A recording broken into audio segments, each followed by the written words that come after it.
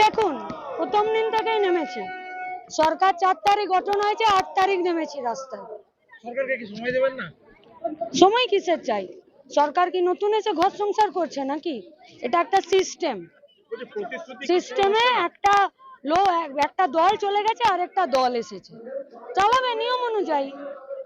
আইন আছে, নতুন করে আইন তৈরি করতে হবে। সিস্টেম আছে, আইন সিস্টেম অনুযায়ী চললেই কাজ হলো। রাস্তায় প্রতিটা দিন এবারে শ্রমিক, কৃষক, ছাত্র, যুব, সাধারণ মানুষ সবাইকে থাকতে হবে।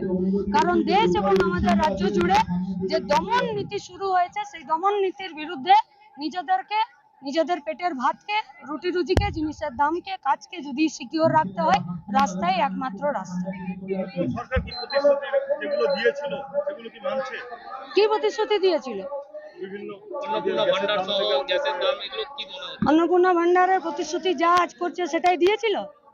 আপনারাই বলুন, আছে তো ফুটেজ। দুর্গাপুরে পৌরসভা ভোট হয়নি দীর্ঘদিন পেরিয়ে যাওয়ার পর। পৌরসভার ভোট মানে গণতন্ত্র।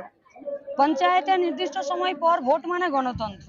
যারা নির্দিষ্ট সময় পর পর ভোট করাতে পারে না, যারা নির্দিষ্ট সময় পর ভোট হবে এই জায়গায় আসতে পারে না, তারা কতটা গণতন্ত্রের পক্ষে আর কতটা গণতন্ত্রের বিপক্ষে নিজেদের কাজ দিয়ে প্রমাণ করছে। নভেম্বর থেকে ডিসেম্বরের মধ্যে ভোট হবে।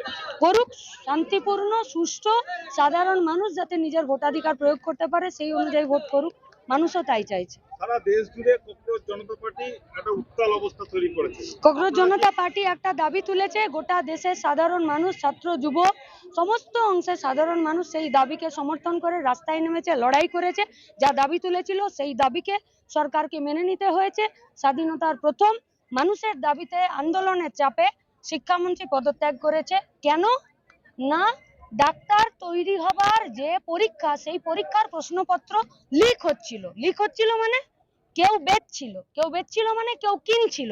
কেন কিনছিল আর কেন বেচছিল, এটা আসল প্রশ্ন। আপনারা কি ককরোচ জনতা পার্টির সাথে রয়েছেন? যারা সঠিক দাবি তুলবে, ধর্মনিরপেক্ষ হবে, গণতান্ত্রিক হবে, আমরা তাদের সাথে।